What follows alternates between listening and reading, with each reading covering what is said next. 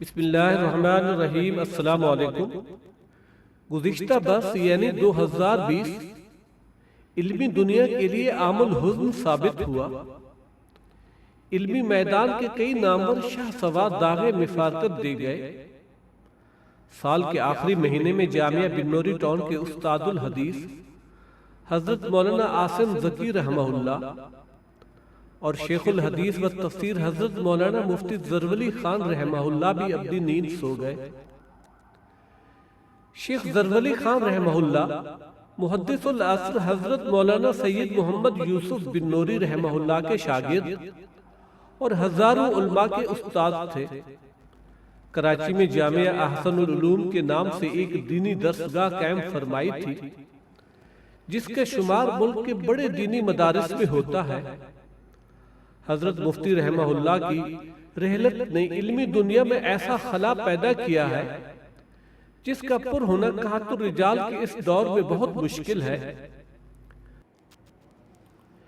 وہ علم کے بحر بھی کراں اور فقیہ دوران تھے، جرأت و بہادری میں بے مثل تھے۔ وہ دین کے معاملے میں کسی مصلحت کو کبھی خاطر میں نہیں لاتے تھے۔ کسی بھی مسئلے میں مداحنت یا نرم گوشی کی روادار نہ تھے۔ وہ جو بات حق سمجھتے تھے اس کا بے باں کو دہل اظہار فرمایا کرتے تھے۔ ان کی بعض آراء سے اختلاف کیا جا سکتا ہے، لیکن ان کا اخلاص و للہیت شک و شبہ سے بالا تر تھا۔ جس چیز کو غلط سمجھتے ڈنکے کی چوٹ پر غلط کہتے، چاہے کسی پر بھی زد پڑے۔ تنقید میں وہ اپنے اور پرائے کی تمیز کے قائل نہ تھے۔ حق کہنے میں لا یخافون لومۃ لائم کی عملی تصویر تھے۔ مفتی صاحب کو حق تعالیٰ نے فصاحت و بلاغت سے بھی خوب نوازا تھا۔ ان کے منہ سے الفاظ تراشیدہ موتیوں کی طرح نکلتے اور سماعتوں میں گویا رس گھولتے۔ اہل زبان نہ ہونے کے باوجود اردو زبان کے مسجع و مکنہ الفاظ و عبارات ان کی زبان سے ایسے جاری ہوتے کہ سننے والے انگشت بداں رہ جاتے۔ ہر موقع کی مناسبت سے اپنے مخصوص انداز میں شعر بھی سناتے۔ ہزاروں اشعار یاد تھے، بلکہ خود حضرت بھی اچھے شاعر تھے۔ ان کی تقریر سماعت کے راستے دل کے نہا خانوں میں اترتی اور اپنا دیر پا اثر دکھاتی۔ اس لیے انہیں سننے اور ان کے پیچھے جمعہ پڑھنے دور دراز سے لوگ آتے تھے۔ مفتی صاحب کو جو ایک بار سنتا بس ان کا گویا دیوانہ ہو جاتا۔ مفتی صاحب منبر پر بیٹھ کر علم کے خزانے لٹاتے تو پورا مجمع ہماتن گوش ہو جاتا۔ سامعین کا انہماک اس قدر کہ گویا وقت کا پہیہ رک گیا ہو اور کسی کو گھڑی کی سوئی کی رفتار کا احساس تک نہ ہوتا۔ جمعہ کے بعد باقاعدہ سوالات و جوابات کی نشست ہوتی، جس میں لوگ تحریری صورت میں سوالات پیش کرتے اور مفتی صاحب مدلل اور شافی جوابات سے نوازتے۔ شب جمعہ کو مفتی صاحب کا درس قرآن بھی بڑی شہرت رکھتا تھا۔ ایک بڑا حلقہ اس درس میں باقاعدگی سے شریک ہوتا۔ مفتی صاحب رحمہ اللہ اس دور کے سب سے بڑے متبع سنتی انسان تھے۔ ہمیشہ ہاتھ میں عصا اور سر پر عمامہ سجائے رکھتے۔ قدرت نے آپ کو ایسا حافظہ عطا فرمایا تھا کہ کتابوں کی طویل عبارتیں جلد اور صفحہ نمبر کے ساتھ ازبر تھے۔ گفتگو ہمیشہ مدلل ہوتی۔ بعض مسائل میں وہ جمہور امت سے ہٹ کر اپنا الگ موقف رکھتے تھے، لیکن اس کے پیچھے پہاڑ جیسے عقلی و نقلی دلائل کا انبار ہوتا۔ قرآن و حدیث، فقہ اور تصوف سے بہت زیادہ شغف تھا، لیکن کلام الہی سے جو والہانہ عقیدت تھی اس کی مثال موجودہ دور کے کسی بھی عالم دین میں ملنا مشکل ہے۔ 1988 سے اب تک ہر رمضان میں قرآن کریم کی تفسیر پڑھاتے رہے۔ ہر سال 1000 سے زیادہ طلبہ اس دورے سے مستفید ہوتے، جبکہ سامعین میں ہر شعبہ زندگی سے تعلق رکھنے والے مرد و خواتین بھی شامل ہوتے۔ یہ سلسلہ پورے 32 برس تک جاری رہا۔ کلام پاک سے مفتی صاحب رحمہ اللہ کو ایسا عشق تھا کہ ہر نماز کی امامت بھی خود فرماتے اور نماز میں بھی مکمل سنت کے مطابق قرات فرماتے۔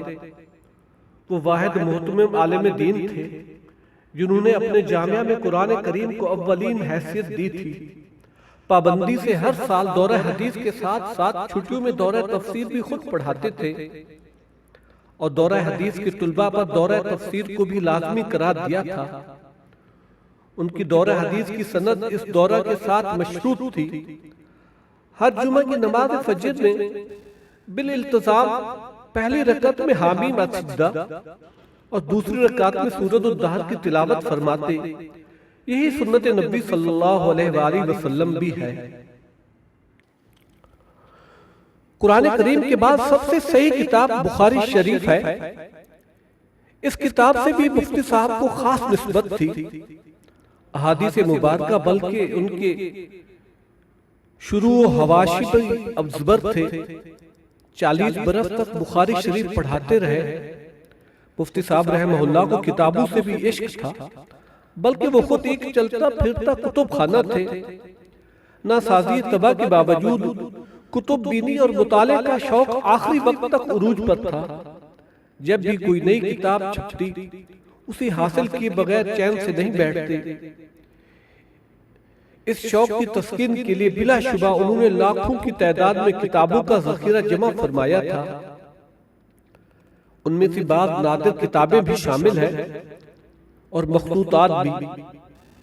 ایک مرتبہ شیخ صاحب نے بتایا کہ طالبان کے دور حکومت میں وہ جب افغانستان گئے تو ان کے اس شوق کے پیش نظر امیر المومنین ملا محمد عمر مجاہد نے ٹرک بھر کر کتابیں انہیں ہدیہ کی۔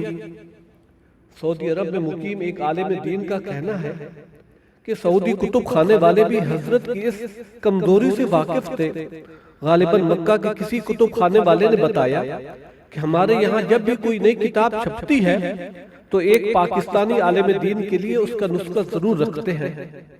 وہ جب آتے ہیں تو بہت زیادہ کتابیں خریدتے ہیں۔ نایاب کتابوں اور مخطوطات کے جمع کرنے کا بہت شوق رکھتے تھے۔ حضرت جب اعتکاف فرماتے تب بھی مختلف کتابوں کی ایک لائبریری ان کے ساتھ مسجد منتقل ہوتی۔ مطالعے کا ایسا ذوق تھا کہ ایک مرتبہ فرمایا کہ عشاء کے بعد مطالعہ کرنے بیٹھ گیا، پتہ ہی نہیں چلا کہ فجر کی اذان ہو گئی۔ امام العصر حضرت علامہ انور شاہ کشمیری رحمہ اللہ اور محدث العصر حضرت مولانا سید یوسف بن نوری رحمہ اللہ سے بہت زیادہ عقیدت رکھتے تھے، اس لیے اپنے صاحبزادے کا نام بھی انور شاہ رکھا۔ مفتی صاحب رحمہ اللہ کی ساری زندگی عہد و وفا سے معمور تھی۔ انہیں دست قدرت نے ہوا صفات جمیلہ سے نوازا تھا۔ جود و سخا میں شاہانہ مزاج رکھتے تھے۔ ان کی عادت تھی کہ سونے سے پہلے پیسوں کی تھیلی منگواتے اور اس میں جتنے بھی پیسے ہوتے صدقہ کرتے، اس کے بعد ہی بستر پر تشریف لے جاتے۔ ان کی وفات کے بعد گویا خطابت سرے بے گریباں ہے، زباں ماتم گناہ ہے، فصاحت و بلاغت یتیم ہو گئی، منبر و محراب کا مان اجڑ گیا، جرأت و حق گوئی کا باب بند ہو گیا، کوثر و تسلیم کے سوتے خشک ہو گئے، بلبل ہزار داستان چمن اور اہل چمن کو اداس چھوڑ کر ایک ایسی سمت روانہ ہو گیا جہاں سے کبھی کوئی واپس نہیں لوٹتا۔ جانے والے کی یادیں رہ جاتی ہیں، بس یادیں رہ جاتی ہیں۔ رب العالمین حضرت شیخ مفتی محمد ظفر علی خان رحمہ اللہ کی تمام مسائی جمیلہ کو شرف قبولیت اور ان کی روح کو قرب کے اعلیٰ مراتب سے نوازے اور لواحقین کو صبر جمیل اور اجر جزیل عطا فرمائے۔ آمین والسلام۔